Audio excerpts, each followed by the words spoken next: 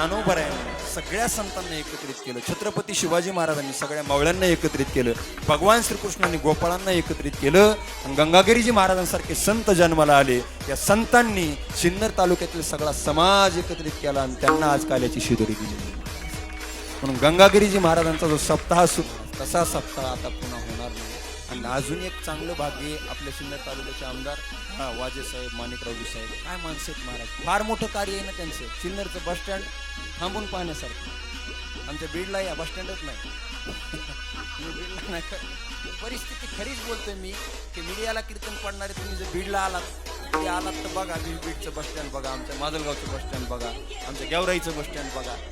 काय माणसं जन्माला आली. तुमच्या आमदार साहेबांनी बस स्टँड थांबून पाहण्यासारखं बस स्टँड बनवलं. फार चांगला माणूस आहे.